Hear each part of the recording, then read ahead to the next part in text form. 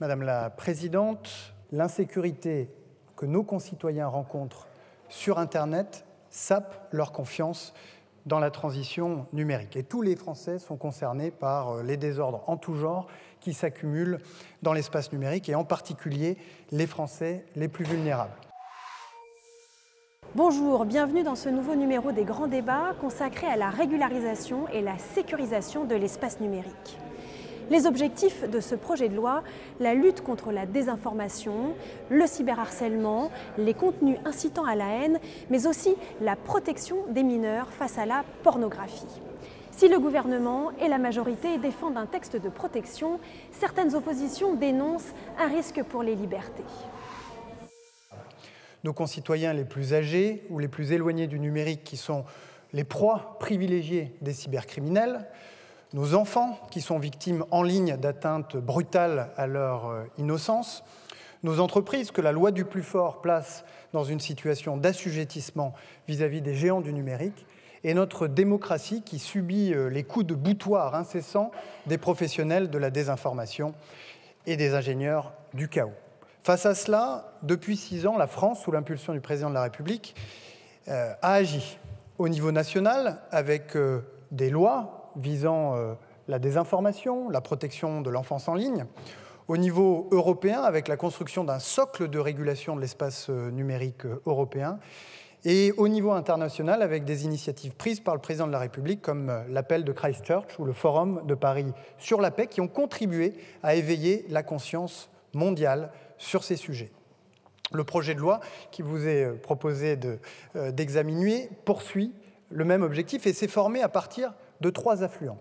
Le premier affluent, ce sont les 2 règlements que la France a portés et qui ont été adoptés au niveau européen l'année dernière, et que nous devons, pour qu'ils puissent s'appliquer correctement, adapter dans notre droit français. Ces 2 règlements y mettent fin à une quinzaine d'années pendant lesquelles les géants du numérique se retranchaient derrière les différences de nos législations nationales au niveau européen pour fuir toute forme de responsabilité. C'est d'abord le règlement sur les services numériques, le DSA, qui fait rentrer ces grandes plateformes dans l'ère de la responsabilité, en exigeant d'elles qu'elles partagent leurs données avec les chercheurs, qu'elles fassent auditer leurs algorithmes, qu'elles s'abstiennent de faire de la publicité ciblée sur les mineurs, et qu'elles tiennent compte et corrigent le risque systémique qu'elles font peser sur la santé de leurs utilisateurs, sur la qualité du débat public ou encore sur la sécurité publique.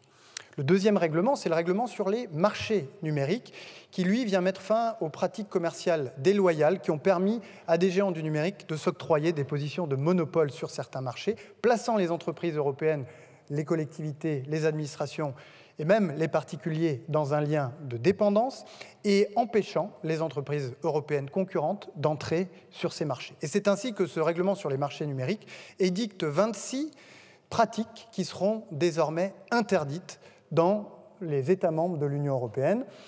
La préinstallation d'un navigateur, d'un moteur de recherche ou d'un assistant personnel sur un smartphone, l'autopréférence qui consiste à faire apparaître de manière plus favorable ses propres services que ceux de ses concurrents, ou encore l'utilisation des données collectées sur l'un des services proposés par une entreprise pour faire de la publicité sur un autre de ces services, autant de pratiques qui seront désormais interdites. Et au final, le fil rouge de ce texte qui vous est proposé d'examiner, c'est celui de la protection de nos concitoyens, de nos enfants, de nos entreprises et collectivités dans l'espace numérique. Au chapitre de la protection de nos concitoyens, d'abord, 3 mesures importantes. La première, c'est le filtre anti-arnaque qui servira de rempart contre les campagnes de SMS frauduleux. Nous avons tous reçu des faux SMS de la sécurité sociale, des impôts, de la vignette critère. Nous avons tous hésité à cliquer. Et en réalité, ce sont 18 millions de Français qui ont été victimes l'année dernière de la cybercriminalité, et en particulier les Français les plus âgés, les plus vulnérables, qui se retrouvent entraînés dans la spirale infernale de l'usurpation d'identité dont ils mettent parfois une décennie avant de se sortir. Avec cette mesure, nous voulons couper le mal à la racine. Et je me réjouis des travaux de la commission spéciale qui ont permis de clarifier le rôle notamment des navigateurs, je pense aux amendements rapporteurs et ceux d'Éric Bothorel dans le dispositif, et qui va permettre de le sécuriser, de le rendre un peu plus efficace. On a aussi précisé la définition du hameçonnage dans le cadre de ces débats. Deuxième mesure, la peine de bannissement, peine complémentaire que le juge pourra prononcer pour des faits de violence et de harcèlement en ligne. Le harcèlement se propage sur les réseaux sociaux. Les responsables en sont une minorité d'internautes qui parfois se comportent comme des chefs de meute, qui désignent à leur communauté des victimes et qui déclenchent sur eux des haines ou sur elles des raids de haine et de violence. Et je dis sur elles puisque les femmes sont 26 fois plus souvent victimes de cyberharcèlement que les hommes sur Internet. Avec cette peine de bannissement, nous préviendront la récidive en tapant ces chefs de meute là où ça fait mal, puisqu'en confisquant leur notoriété, nous les priverons de leur caisse de résonance. Troisième mesure de protection, l'encadrement des jeux fondés sur les chaînes de blocs, fondés sur le Web 3. Ces jeux existent depuis un certain nombre d'années. Ils ne font aujourd'hui l'objet d'aucun cadre de protection des mineurs, protection contre les addictions, lutte contre le blanchiment et le financement du terrorisme. Le cadre qui est proposé, et là aussi je veux saluer le travail remarquable des rapporteurs sur ce sujet, permettra de faciliter le développement en France d'innovation, tout en protégeant celles et ceux qui ont besoin de l'être. Au chapitre de la protection de nos enfants. Ensuite, une mesure forte qui consiste à confier à l'Arcom le pouvoir d'ordonner le blocage et le déréférencement des sites pornographiques qui ne vérifieront pas l'âge de leurs utilisateurs. Et il est urgent de prendre cette mesure parce que, comme vous le savez, ce sont plus de 2 millions d'enfants qui, dans notre pays, sont exposés chaque mois au contenu pornographique et à des âges extrêmement précoces, puisqu'à 12 ans, dans notre pays, la moitié des petits garçons sont exposés à ces contenus avec des conséquences délétères sur leur santé et sur leur développement affectif. Pourquoi ? Parce que les sites pornographiques ne vérifient pas l'âge de leurs utilisateurs alors qu'ils y sont tenus par la loi. Une procédure est en cours qui ira jusqu'à son terme et dont je souhaite que le verdict soit exemplaire. Mais pour l'avenir, il nous faut pouvoir agir plus vite et avec cette mesure, nous le pourrons. Certaines inquiétudes se sont exprimées pendant la commission sur la confusion possible entre les obligations de moyens et les obligations de résultats qui s'imposeront aux sites pornographiques. Les rapporteurs ont proposé une rédaction qui me semble aller dans le bon sens en rappelant bien que l'obligation absolue, c'est celle de se conformer au code pénal qui interdit à quiconque d'exposer des mineurs dans notre pays à des contenus pornographiques. Deuxième mesure au chapitre de la protection de nos enfants, la peine d'1 an de prison et 250 000 € d'amende pour les hébergeurs qui ne retireront pas en moins de 24 heures les contenus pédopornographiques qui leur sont signalés par les forces de l'ordre. L'année dernière, ce sont 74 000 contenus pédopornographiques qui ont été signalés par Pharos à des hébergeurs.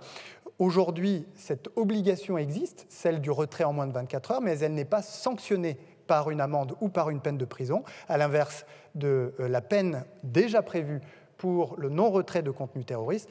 Nous alignons avec cet article les sanctions pour le non-retrait des contenus pédopornographiques avec celles prévues pour le non-retrait des contenus terroristes. J'en viens maintenant au chapitre de la protection de nos entreprises et de nos collectivités, avec d'abord l'encadrement des avoirs commerciaux, l'interopérabilité et l'interdiction des frais de transfert dans le marché de l'informatique en nuage. C'est un marché qui est extrêmement concentré entre les mains de 3 acteurs qui se sont livrés à des pratiques déloyales pour consolider au fil des années un oligopole sur ce marché, plaçant les entreprises utilisatrices, les collectivités utilisatrices, les administrations utilisatrices dans une situation d'assujettissement et de dépendance. Nous devons mettre fin à la loi du plus fort. C'est une question de souveraineté à laquelle, avec Bruno Le Maire, nous veillons extrêmement attentivement, avec ces mesures qui, elles aussi, ont fait l'objet d'enrichissement et d'apports nouveaux par le travail des rapporteurs et de la commission spéciale. Nous rendrons de l'air et de la liberté aux entreprises de France et au passage, nous réouvrirons ce marché de l'informatique en nuage qui est aujourd'hui très significativement verrouillé. Et puis une mesure de protection protection pour nos collectivités, avec la création d'une plateforme unique pour le respect de la réglementation en matière de meublé de tourisme. Il s'agit là de pérenniser, c'est un souhait de la ministre Olivia Grégoire, une expérimentation qui a commencé il y a quelques années, associant 5 collectivités avec 5 plateformes et qui permettra de manière beaucoup plus simple aux collectivités de faire respecter en particulier la règle des 120 nuitées. J'en viens au 4e chapitre, celui de la protection de notre démocratie, avec le pouvoir donné à l'Arcom de mettre en demeure et d'ordonner le blocage, le cas échéant, des sites Internet qui diffuseront des médias frappés par des sanctions internationales, à l'image de celles que l'Union européenne a prises à l'encontre de RT France et de Sputnik. La désinformation est un véritable poison pour nos démocraties, avec cette mesure qui, elle aussi, a été complétée utilement par des amendements de Quentin Bataillon lors de l'examen en commission. Eh bien, nous allons compléter notre arsenal de mesures pour lutter plus efficacement contre les ennemis de la démocratie. Il nous faudra veiller collectivement à ne jamais enfreindre les bornes que nous fixent les engagements européens de la France et notre Constitution. Le respect des engagements européens de la France, c'est ce qui permet à la France d'obtenir de grandes victoires, comme ça a été le cas à de nombreuses reprises ces dernières années, et singulièrement en 2022 avec l'adoption de DSA et de DMA. On ne peut pas tricoter de grandes victoires à Bruxelles si on les détricote le lendemain en rentrant à Paris. C'est parfois un peu frustrant, mais c'est une exigence que l'on doit avoir quand on emporte pour l'Europe une vision ambitieuse. Et quant à notre Constitution, elle veille à ce que les mesures que nous prenons, les mesures indispensables que nous prenons pour sécuriser l'espace numérique, ne viennent pas enfreindre de manière disproportionnée les libertés fondamentales, et je pense évidemment à la liberté d'information et la liberté d'expression.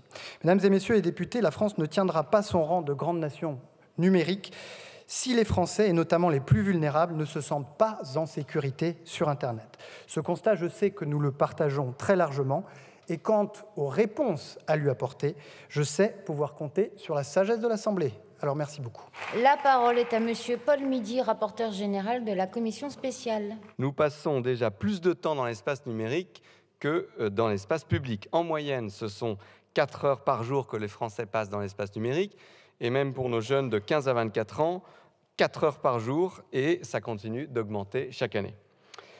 Alors cet espace numérique, ce sont bien sûr les réseaux sociaux, ce sont les plateformes de contenu vidéo, ce sont nos magasins en ligne, ce sont nos jeux vidéo, ou encore ce sont nos musées en version virtuelle. Cet espace numérique, c'est un espace d'opportunités immense. C'est un espace de lien entre les uns et les autres, de partage avec les amis, la famille, avec l'ensemble des concitoyens de la communauté nationale, européenne et mondiale. C'est un espace de création fantastique. L'espace numérique, c'est un espace de liberté individuelle qui sont très importantes, notamment la liberté de s'exprimer, bien sûr, mais aussi la liberté de s'informer. Mais cet espace numérique, c'est un petit peu aujourd'hui le Far West. Plus de 50% de nos jeunes disent s'être fait harceler en ligne avec des conséquences bien souvent trop dramatiques. Je pense par exemple au cas très récent de Manon Lanza, qui après son accident dans GP Explorer, s'est fait littéralement lyncher, harceler de remarques sexistes par des milliers d'internautes. Mais je pense aussi au suicide de la jeune Lindsay, cyberharcelée à l'école et à l'appel de sa mère, à la puissance publique pour combattre, je la cite, l'impunité sur les réseaux sociaux qui ne peuvent continuer à gagner de l'argent sur les propos haineux et injurieux. Je ne veux pas, moi, vivre dans un monde où, parce que tout le monde se sent anonyme, il y a un sentiment d'impunité et ça donne un suicide suite à du harcèlement toutes les 2 semaines et un niveau de violence inégalé dans le monde physique.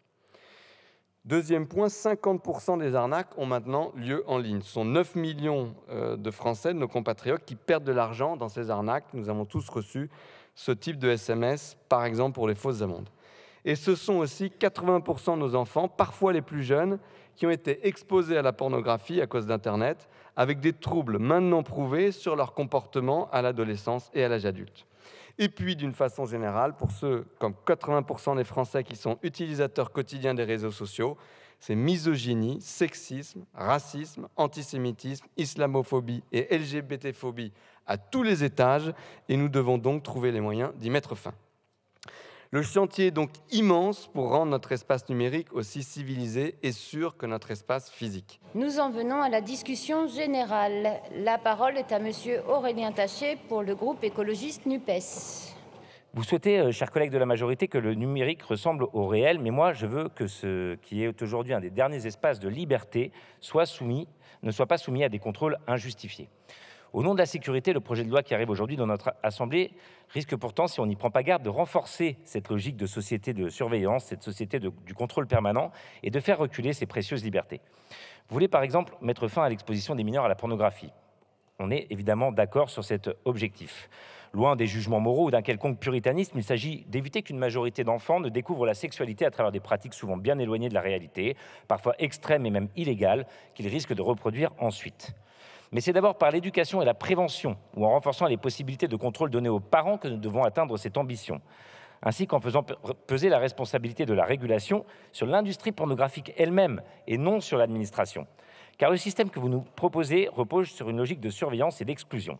En donnant à l'Arcom le pouvoir de contrôler l'identité des utilisateurs et de fermer directement les sites qui contreviennent à leurs obligations, vous allez finalement mettre deux risques en exergue. Un, d'abord, de censure du web, car ça devrait être à la justice indépendante de procéder à ces fermetures. L'extension de ce principe pourrait en effet conduire demain, en étant dans l'émission de l'Arcom, à ce qu'elle puisse fermer tout site qui ne convient pas au gouvernement. Et je crois que c'est inutile de démontrer pourquoi la démocratie et les libertés se trouveraient menacées. La tentation qu'il y a eu, par exemple, à un moment, de mettre dans ce texte, et je vous salue, monsieur le ministre, de ne pas l'avoir fait, de couper les réseaux sociaux et messageries dans certaines situations, démontre que cette tentation est bien présente. Vous ouvrez aussi une brèche dangereuse sur la protection de l'anonymat. Pour l'instant, elle serait limitée aux sites pornographiques.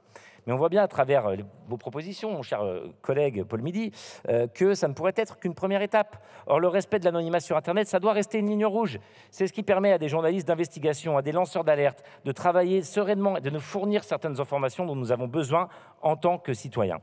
Comment serons-nous informés demain sur des sujets internationaux de corruption, d'abus des autorités, sans garantir les signalements anonymes? C'est le même danger que pourrait entraîner la généralisation de l'identité numérique ou le blocage direct des sites web par l'État à travers le filtre anti-arnaque que vous aviez initialement imaginé. Il est vrai, nous l'avons déjà dit, que la lutte contre les arnaques, notamment à travers les influenceurs, doit devenir une priorité. Mais cela ne peut se faire au détriment des libertés numériques et en faisant peser sur les navigateurs des obligations démesurées. N'oublions pas que la gouvernance d'Internet repose sur un consortium mondial et que si demain la France les oblige à fermer eux-mêmes certains sites, les régimes autoritaires qui jusqu'ici n'avaient jamais rien demandé ne se priveront pas eux aussi de demander cela aux navigateurs, et ce ne seront pas seulement les sites d'arnaque qui seront visés, nous le savons, vous et moi. La protection de nos données, la souveraineté numérique sont essentielles, mais pas au prix de nos libertés. Et pour vraiment sécuriser l'espace numérique, c'est surtout à ces géants du numérique que sont les GAFAM que vous auriez dû vous attaquer, notamment au quasi-monopole dont ils disposent pour stocker nos données. Mais ça ne vous dérange pas que ces gigantesques entreprises, qui échappent déjà pour beaucoup à l'imposition et qui créent une concurrence déloyale sur le monde de la technologie française, puissent avoir accès à autant d'informations sur la population qu'elles stockent dans des serveurs à l'étranger. La parole est à Madame Soumia Bourouaha pour le groupe Gauche démocrate et républicaine NUPES. Le premier enjeu de ce texte est l'articulation du principe d'égale valeur. La protection des enfants et des adolescents sur Internet est un impératif, mais doit se concilier avec le droit de la vie privée. En matière de pornographie, nous nous inscrivons pleinement dans la volonté du gouvernement de restreindre réellement l'accès aux mineurs et de faire appliquer, enfin, l'interdiction d'accès. Nous savons toutes et tous les dégâts que cela fait sur les plus jeunes, exposés aux pratiques les plus violentes, sexistes, racistes. Quelle représentation des femmes, du corps de l'autre cela entraîne? Comment ne pas lutter contre une industrie où le viol est constamment présent? Le rapport de la délégation des droits des femmes, porno, l'enfer du décor, du Sénat, nous a servi de base de travail pour ce texte et je m'en félicite. Nous soutiendrons l'ensemble des mesures qui en sont issues. Cependant, cette vérification de l'âge doit comporter des garanties importantes en matière de droit à la vie privée. Les éditeurs ne doivent pas posséder les données des utilisateurs. Nous plaidons pour une technologie en double anonymat par un tiers de confiance. Nous ne pouvons vérifier l'âge à n'importe quel prix. Je souhaite également alerter sur l'article 3 qui contourne des mots mêmes du ministre, le juge judiciaire. l'alignement sur le régime antiterroriste avec des retraits de contenu dans des délais extrêmement courts et dans les mains des autorités administratives ne nous apparaît pas la réponse adaptée. À force de contourner la justice, nous affaiblissons petit à petit l'état de droit. Cette même difficulté apparaît à l'article 6. Là encore, si nous ne pouvons que partager l'objectif contre les arnaques en ligne, nous réfutons la possibilité pour une autorité administrative d'imposer le blocage de l'accès à un service de communication au public en ligne en raison des risques importants pour l'exercice des libertés individuelles. Le blocage de sites ne devrait être autorisé que par un juge judiciaire afin de vérifier que la demande n'est ni erronée ni abusive au regard des libertés fondamentales. De même, nous nous opposons à l'expérimentation concernant les genones. Nous ouvrons une brèche importante dans l'interdiction, sauf dérogation, des jeux d'argent et de hasard. Il est pourtant estimé à 1,4 million de joueurs à risque, 400 000 à un niveau pathologique dans notre pays. Il y a un enjeu véritablement de santé publique qui est totalement absent de ce texte. La parole est à Monsieur Christophe Naegelen pour le groupe Liberté Indépendants Outre-mer et Territoires. Internet a été créé avec un idéal, celui d'un monde où la libre circulation de l'information favoriserait la liberté d'expression, la diffusion des connaissances, la création, en fin de compte, l'innovation. Aujourd'hui, cette utopie menace de virer à la zizanie. L'espace numérique est devenu celui de la concentration des entreprises, de la polarisation politique et des comportements répréhensibles. Pour qu'Internet reste un lieu de liberté où chacun puisse se sentir en sécurité et où la concurrence recommence à s'exercer, il est nécessaire de réguler. Cette régulation, nous le savons, doit prioritairement se faire à l'échelle européenne, puisque c'est là où elle sera le plus efficace. C'est d'ailleurs l'objet des 4 règlements adoptés entre 2022 et 2023, DSA, DMA, DGA et Data Act. Notre groupe se montre bien entendu favorable aux mesures de transposition de ces directives nécessaires pour adapter notre droit à ce nouveau cadre de régulation. Nous devons aussi, à l'échelle nationale, cette fois-ci, nous montrer plus protecteurs vis-à-vis des internautes les plus fragiles. C'est notamment l'objet des titres 1 et 2 concernant les mineurs qui sont massivement exposés au contenu pornographique sur le net. Confier à l'Arcom le soin de mettre en place un référentiel va dans le bon sens. De même que la solution qui nous a été présentée par le gouvernement de double anonymat. Il reste qu'il faudra élargir son usage à d'autres applications que la pornographie pour qu'il y ait un réel anonymat des internautes. La parole est à Monsieur Aurélien Lopez-Ligori pour le groupe Rassemblement national. Les élus de la minorité présidentielle ne cessent de distribuer des leçons de morale sur la liberté et la démocratie. Mais vous piétinez ces valeurs aujourd'hui avec le projet de loi sécuriser et réguler le numérique. En soutenant l'obligation de lier l'identité numérique à l'identité physique, c'est-à-dire en supprimant l'anonymat en ligne, vous vous attaquez à la philosophie même de ce qu'est Internet. Internet est et doit rester un espace de liberté. En obligeant les Français à fournir leurs documents d'identité pour accéder aux réseaux sociaux, vous ferez d'Internet une parodie de Safe Space Walk, autocensurée, sans débat, sans dialogue, sans vie. Cette fin de l'anonymat que vous préparez est liberticide, mais surtout inefficace. Tout simplement parce que la loi existe et qu'elle est d'ores et déjà bien faite. Quand une infraction est constatée, il y a une réquisition du procureur ou une plainte et derrière une enquête de police, puis une condamnation s'il doit en avoir une. Le problème aujourd'hui, c'est qu'il n'y a pas assez d'effectifs et de moyens pour le recueil des plaintes et les enquêtes. En vérité, au lieu de donner plus de moyens à la police et à la justice, vous préférez vous attaquer aux libertés des Français. Pire, les amendements de monsieur le rapporteur Paul Midi ne sont en fait que l'arbre qui cache la forêt. Car même si ces amendements sont rejetés, l'article 5 de ce texte met lui aussi en danger l'anonymat en ligne, en exigeant des réseaux sociaux qu'ils empêchent la création d'un compte par un individu condamné. En d'autres termes, vous demandez aux réseaux sociaux d'assumer le flicage des Français à votre place. C'est inacceptable, vous avez perdu l'esprit. Enfin, Les seuls pays qui ont réussi à bannir l'anonymat sont des régimes autoritaires comme la Chine. Est-ce donc là réellement un modèle dont vous souhaitez vous inspirer? Dernière ligne rouge, la souveraineté numérique est la grande absente de ce projet de loi. Comment pouvez-vous prétendre réguler l'espace numérique si vous entretenez une dépendance aux multinationales étrangères? Ce texte était pourtant le véhicule parfait pour aborder cet enjeu de souveraineté numérique. Et les sénateurs l'avaient bien compris en introduisant l'article 10 bis A qui entendait réserver la commande publique en matière de cloud à des entreprises européennes et uniquement européennes, pour le traitement et l'hébergement des données sensibles. Le but de cet article était clair, expulser les GAFAM de la commande publique et, en passant, éjecter Microsoft du Health Data Hub où sont stockées les données de santé des Français. Cela avait deux avantages évidents. D'une part, protéger nos données, sensibles pour des raisons de sécurité nationale et d'indépendance stratégique.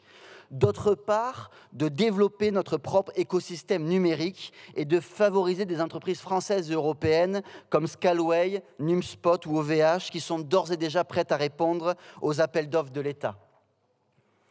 C'est cela l'État stratège que Marine Le Pen ne cesse d'appeler de ses vœux.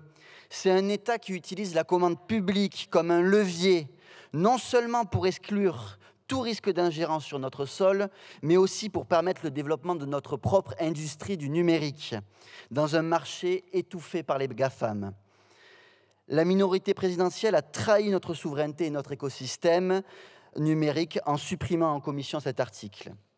Vous vous moquez donc éperdument de notre souveraineté numérique et vous avez également une peur bleue de vous attaquer aux intérêts américains en Europe. Alors heureusement, il y a tout de même de bonnes mesures proposées par ce projet de loi.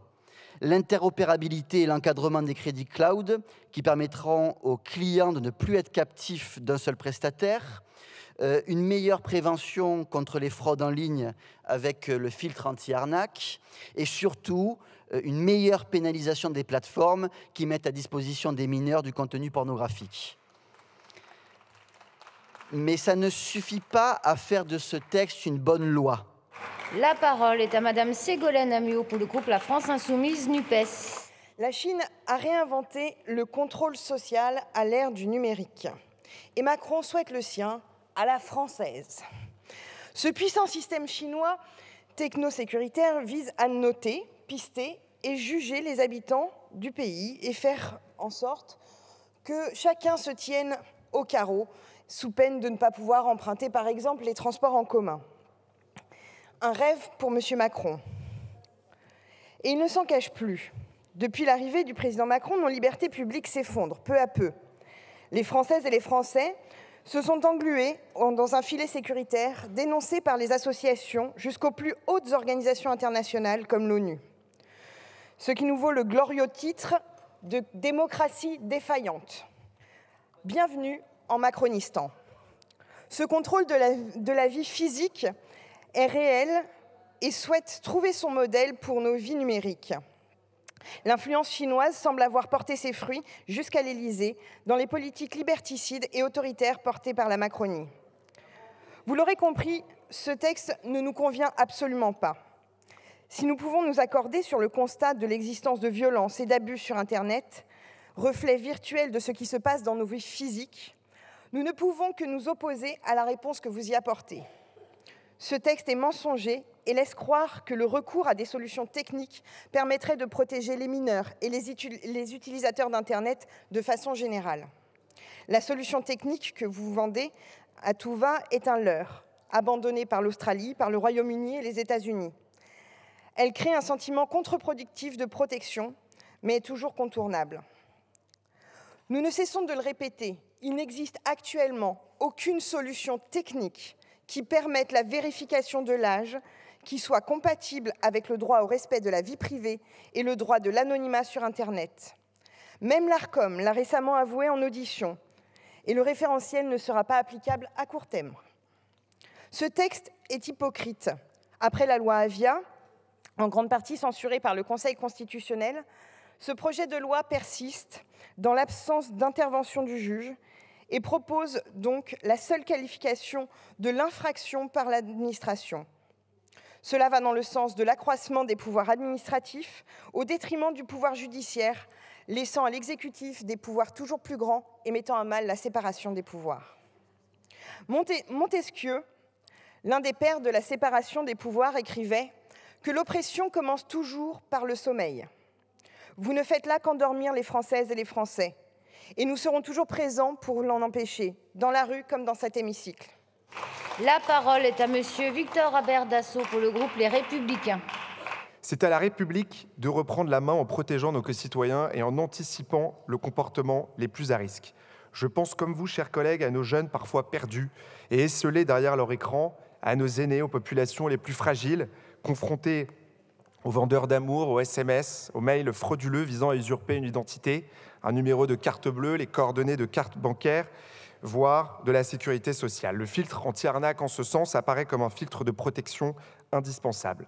Sur l'article 15 et la régulation des jeux numériques à objets monétisables, le groupe Les Républicains insiste sur le soutien aux nouvelles technologies et à l'innovation, mais tout en anticipant les risques associés, en proposant donc de restreindre la portée de cet article de l'expérimentation aux jeux de fantaisie sportive et hippique. Il ne faut pas que cette nouvelle réglementation serve d'appel d'air à des acteurs qui chercheraient par tout moyen à contourner les règles existantes, et un premier bilan sera évidemment nécessaire. La parole est à Monsieur Hervé Solignac pour le groupe socialiste et apparenté. Peut-on raisonnablement prétendre réguler l'espace numérique? La question, me semble-t-il, se pose tant il est vrai que cet espace semble se développer en échappant à toutes les règles, toutes les lois et même parfois les notions les plus élémentaires de la morale. La technologie avance ses pions, le politique lui court après sans parvenir à combler son retard. Depuis 6 ans, les textes régulateurs se sont multipliés au point de constituer un millefeuille un peu indigeste, disons-le, et surtout impuissant. La preuve de cette impuissance, ce sont les 150 000 requêtes annuelles adressées à Pharos qui donnent lieu à une 50aine de poursuites judiciaires seulement. Autant dire que c'est l'impunité qui triomphe. Alors le chemin est étroit entre ceux qui considèrent que toute régulation est attentatoire aux libertés et ceux qui considèrent qu'on peut bien sacrifier quelques libertés fondamentales pour combattre les délinquants de la toile. Alors d'abord, vous nous soumettez un dispositif pour lutter contre l'accès des mineurs aux sites pornographiques. Monsieur le ministre, vous nous aurez toujours à vos côtés dans ce combat, d'autant que jusqu'à présent, les plateformes se moquent ouvertement du législateur et considèrent qu'elles ont fait leur travail en faisant cocher la case « Je suis majeur ». À ce stade, je ne peux pas affirmer avec certitude que vos résultats seront bien meilleurs que ceux de vos prédécesseurs. Désormais, les plateformes devront se conformer à un référentiel que vous nous avez présenté comme une sorte de boîte à outils. Or, pour le moment, la boîte à outils ressemble plutôt à une boîte noire. Dès lors que le référentiel n'a pas été élaboré, vous nous demandez en effet d'approuver un objet juridique qui n'existe pas. Monsieur le ministre, vous le savez, les plateformes n'ont aucune intention de se conformer à un nouveau cadre légal. Elles chercheront par tout moyen à contourner ce nouveau cadre. Elles utiliseront toutes les faiblesses du référentiel, tous les recours juridiques. Il convient de les bloquer et de les soumettre à des sanctions financières très lourdes quand elles s'exonéreront de leurs obligations. En tout état de cause, tant que 2,5 millions de mineurs visiteront chaque mois un site pornographique, on légiférera à vide. La discussion générale est close. Parmi les mesures clés du texte, l'identité numérique en ligne. Gratuite et facultative, elle permettrait de sécuriser les démarches administratives.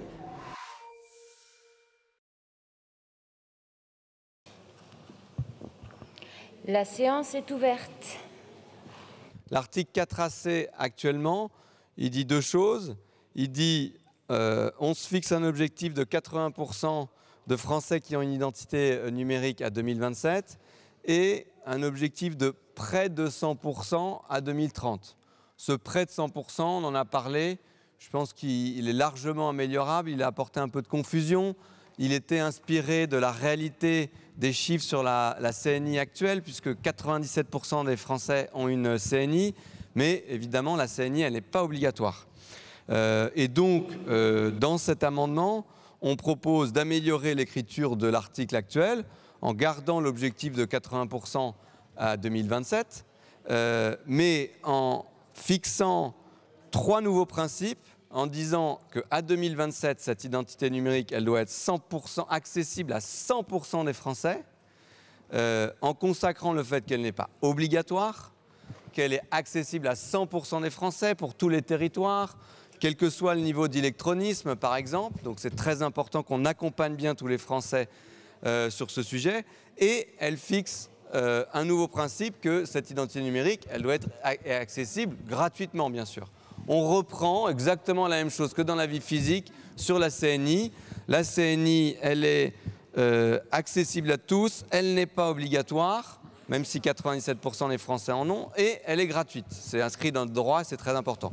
Donc on repart sur ces principes en améliorant la rédaction pour rajouter, voilà, 100% accessible, gratuitement, et pas de caractère obligatoire, évidemment, pour cette identité numérique, qui était notre intention de départ, mais depuis, on a retravaillé cette écriture qui, je pense, est bien meilleure. On a une petite interrogation sur le... Donc déjà, on salue caractère facultatif, l'idée de la gratuité, l'idée d'aller vers 100% des Français, donc que ça soit simple et que chacun puisse en disposer, c'est très bien. Mais la deuxième partie, et que 80% en disposent effectivement, ça laisserait penser que...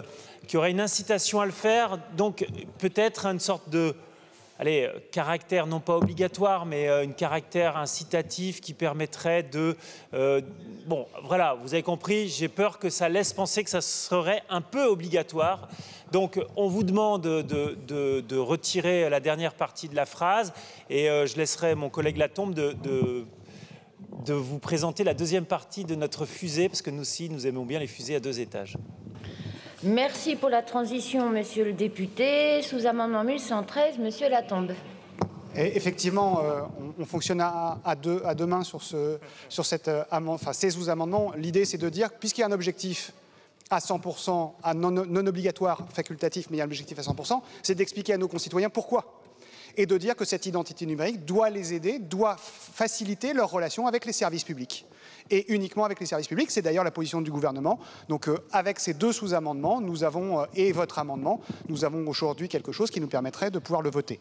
Pour ma part, et je l'ai déjà dit, que le premier usage de cette identité numérique doit être de faciliter l'accès aux droits et faciliter l'accès aux services publics. Partant de cela, je donnerai un avis favorable à l'amendement.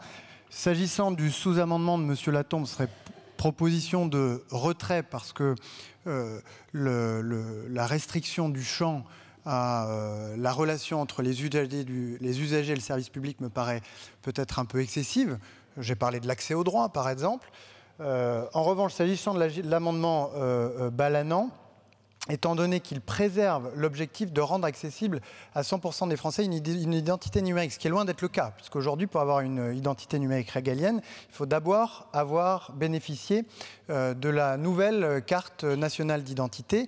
Et le simple fait de maintenir dans l'amendement cet objectif de 100% à l'horizon 2027, entraînera de la part de l'État une réponse, je dirais, vigoureuse pour faire en sorte que toutes celles et ceux qui souhaitent pouvoir bénéficier de la carte nationale d'identité et de l'identité numérique puissent le faire. À la base, on est plutôt opposé, même franchement opposé à la première écriture de l'article où il y avait une obligation de résultat, en fait, pour près de 100% des Français à avoir une identité numérique.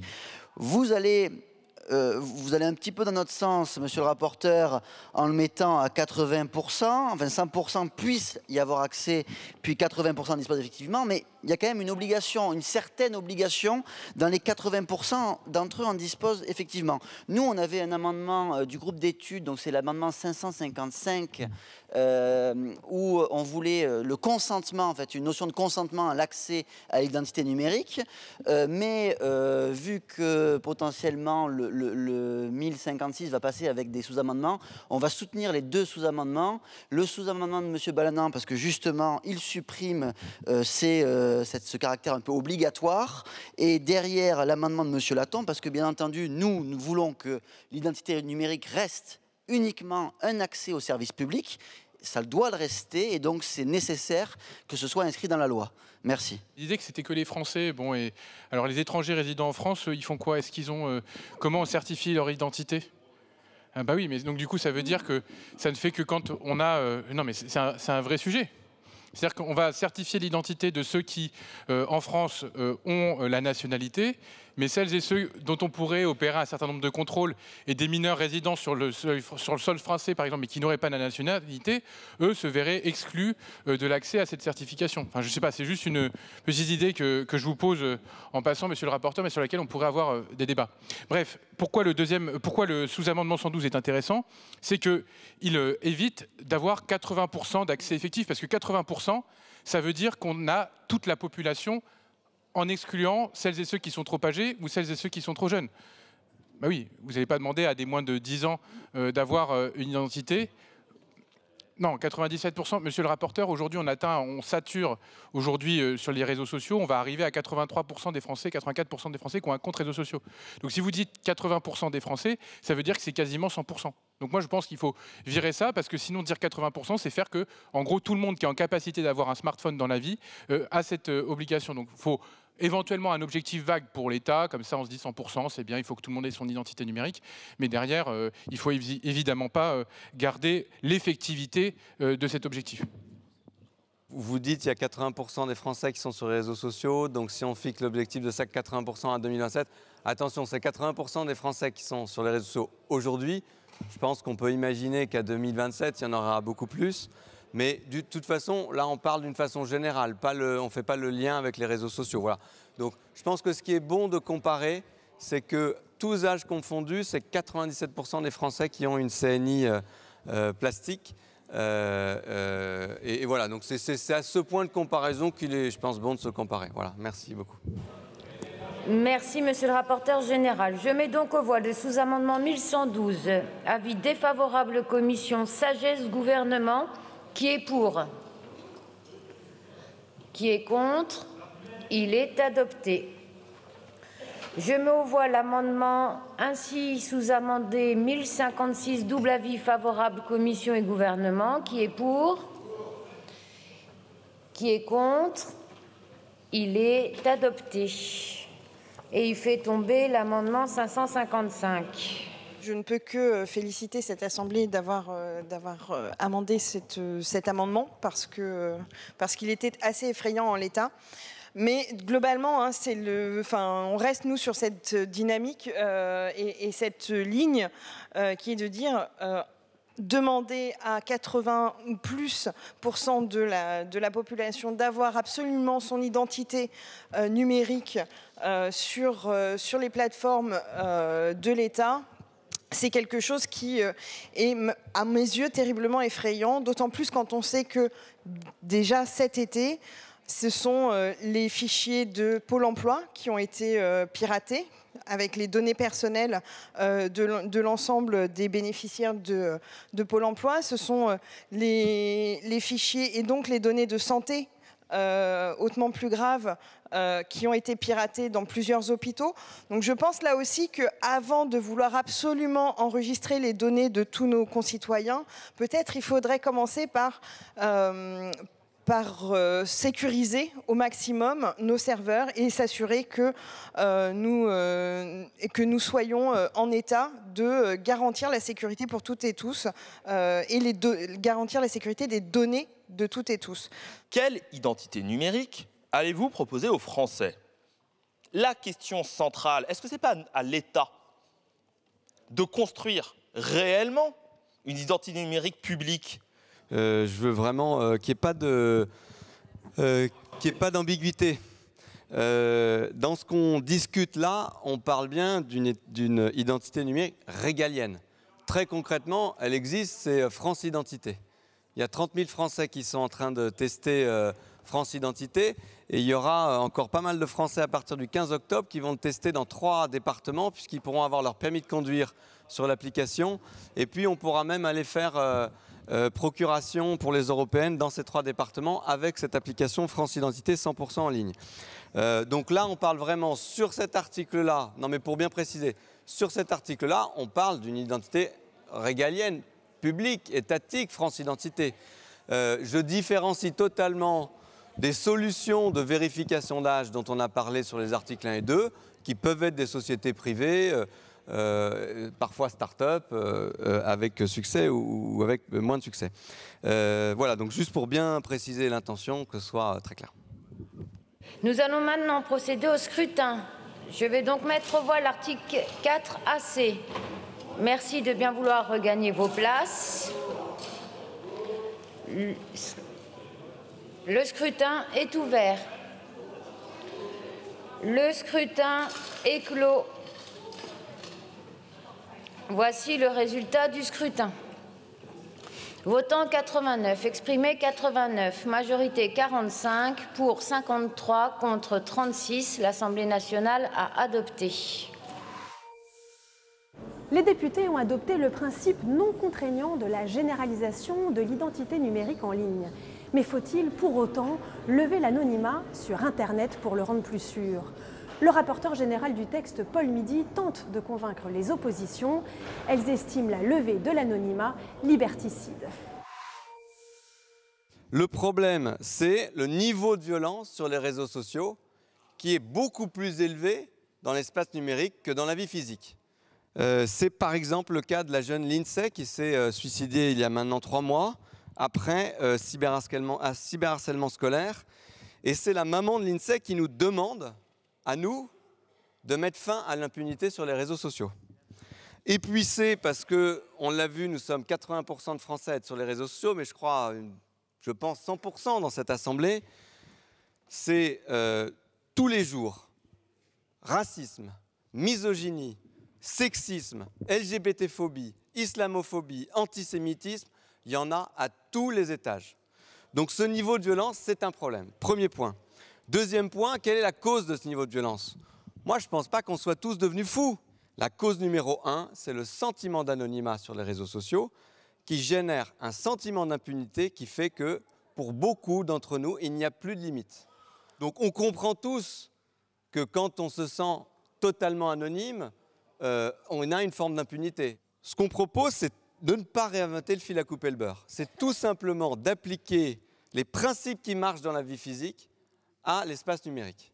Et ce principe, il est très clair, c'est oui au pseudonymat, non à l'anonymat. Je marche dans la rue. Heureusement, je n'ai pas l'obligation de mettre mon nom sur ma veste. J'ai le droit au pseudonymat.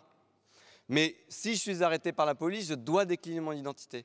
Je peux même être embarqué au poste pendant 4 heures pour faire des vérifications d'identité. Mais évidemment, si la police pense que je suis en train de faire quelque chose d'illégal, je ne suis pas anonyme face à l'autorité si je suis suspecté de faire quelque chose d'illégal. Et donc, ce qu'on propose, c'est tout simplement de faire la même chose sur les réseaux sociaux, dans l'espace numérique. Je dois bien sûr avoir le droit au pseudonymat. Je peux créer autant de comptes que je veux sur les réseaux sociaux avec un pseudonyme. Par exemple, Polo91 et la photo de mon chat. Aucun problème, j'ai le droit au pseudonymat. Qu'est-ce qu'on entend d'un certain nombre de groupes dans cette Assemblée ? C'est que si ces amendements passaient, c'est ce qui serait arrivé si on les portait au vote, ça pouvait mettre en risque le vote final sur le texte. Et ça n'est l'intention de personne dans cette Assemblée. J'espère que c'est l'intention du plus grand nombre de nos collègues ici de voter in fine ce texte qui apporte des avancées extrêmement majeures pour sécuriser l'espace numérique et être au service des Français. Et donc, ce que je vous propose, en cohérence avec ce raisonnement, je propose de retirer, Madame la Présidente, les amendements 871, 869, 870, 875 et 874. Voilà, merci beaucoup.